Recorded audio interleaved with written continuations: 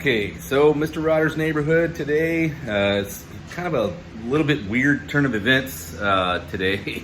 Planning on putting my buddy's small block Chevy on the start stand, break the cam in. He's had nothing but problems with his project so far. He's working on a 50 Chevy hot rod. But again, today, you know, like I said, nothing but problems. So it's pouring down rain outside. Rained all night, and then it's pretty much rained all morning. So I'm kind of waiting on him to show up so that we can load this thing up, put it on the start stand, and get it running. The other things that have happened is there's been a weird turn of events for this 430. Someone had commented a few days ago that I wasn't doing it any justice. I needed to put a cam in it. It can make as much power as a 455. Yeah, I know that. That's why I mess with these things. The thing is, though, I actually told this person put their money where their mouth is, and it just so happened someone else actually stepped up and wanted to purchase the motor, so now they want to put a cam in it. So unfortunately, with the way things are going with supply chain issues, the camcorders are not available. So I actually have one coming. I had to pull a couple strings through a few people that I know, but we got a camshaft coming, and now the 430, which I was getting ready to assemble behind me over my, I guess it'd be my right shoulder, my left shoulder, is kind of on the back burner until I can get a camshaft. It's actually all ready to assemble. The only thing I can do is check bearing clearances on the crank, and then I'm gonna start working on the cylinder heads there underneath the table. I need to refurbish those, and hopefully they don't need any major machine work. So I think what I'm gonna do is we're gonna shift gears. I got another project I had on the back burner, but I'm gonna probably pull it forward, and maybe I can get that one rolling with I guess some forward progress, so that we could have something pretty neat. And this is something I was wanting to, I wanted to have it on the plate when I could devote my full time and attention to it, but it looks like I'm gonna be spread between this 430 and that at the same time. But let me get the camera flipped around and I'll show you what's going on. Okay, so this is the project I'm gonna kind of pull out of the weeds here, or the back burner, or whatever you want to call it. And I kind of showed you in a few videos ago what this was, but we'll go through it again, and then I'll tell you what my plans are for this thing. Okay, so this is a small block Buick. This is a 350 Buick that I got from my friend Professor P out of Memphis area. They were disposing of these engines after a death in the family, and they had engines in a Connex box that had been already rebuilt from an engine rebuilder. So this is from Conley Engine Rebuilders out of Memphis. It's a Buick 350, and it was rebuilt in July of 2000. So it's literally been sitting in this Connex box since July of 2000. It's bored 40 over. It's been hosed down with Cosmoline, so a lot of this stuff is like sticky kind of goo. It's gonna be hard to get off, especially since it's been sitting for so long. Then it does have a little bit of rust on the deck surface and stuff here, but I'll get it all cleaned up. It has, you know, new cam, or well, at the time I believe were new cam bearings, and it has new freeze plugs in it. The block has been, you know, cleaned and bored, all that stuff, but it has been sitting in a Connex box for 20 years. So actually 22 years.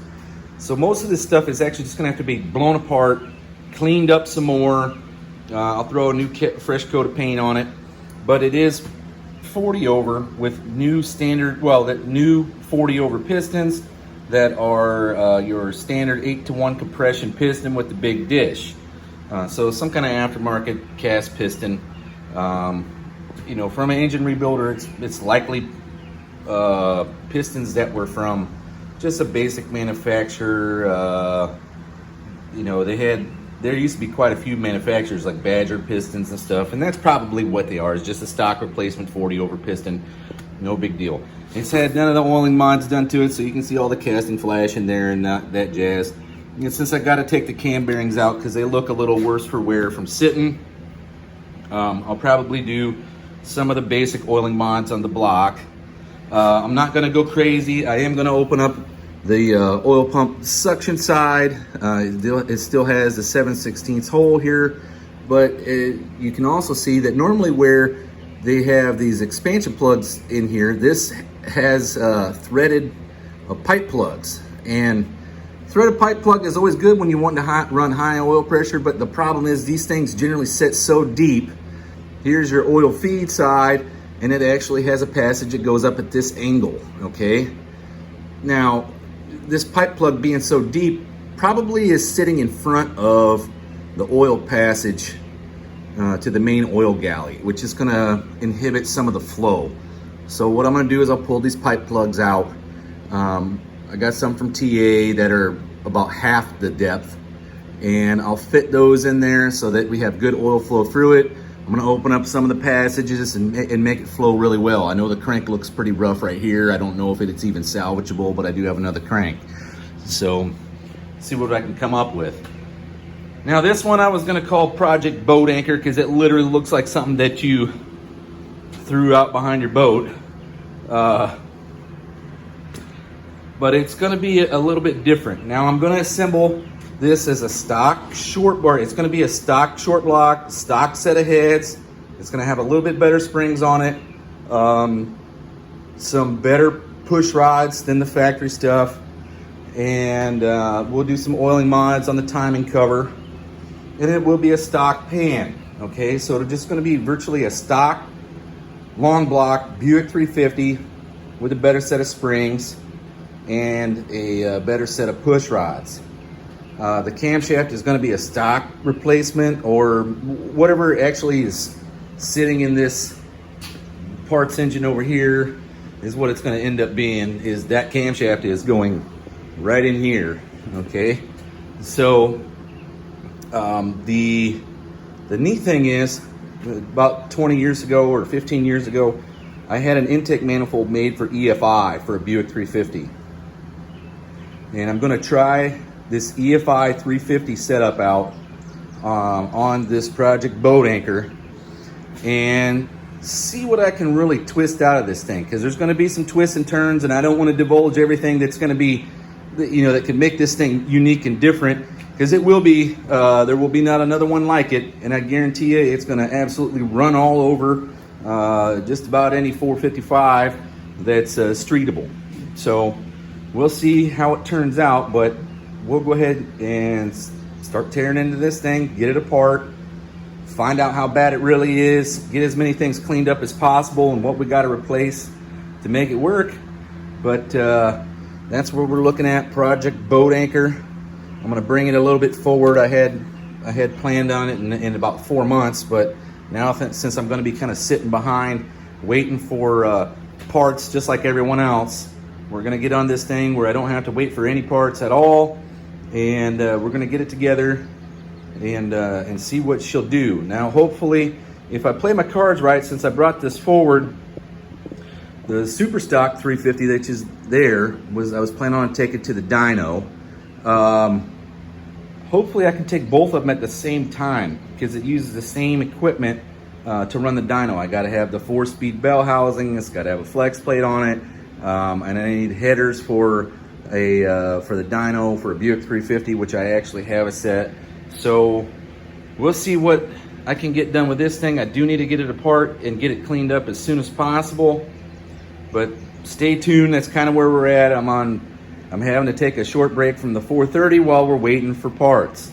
So, and that's just because we kind of shifted the direction of the project. Someone actually wanted the engine before I even get it assembled. So stand by and I'll keep you updated. I'll see you tomorrow. Oh, hey, and don't forget, we're having an event called the No Name Nationals, Sykeston, Missouri, September 30th, October 1st. It's at Jeffers Motorsports Park. You can register, you can pre-register on nonamenationals.com. You can even buy pre-registered spectator tickets on there. You'll save yourself $5 on the spectator ticket. At the gate, it's going to be $20. Pre-registered is $15 a day. So make sure you head on over to nonamenationals.com and get yourself enrolled.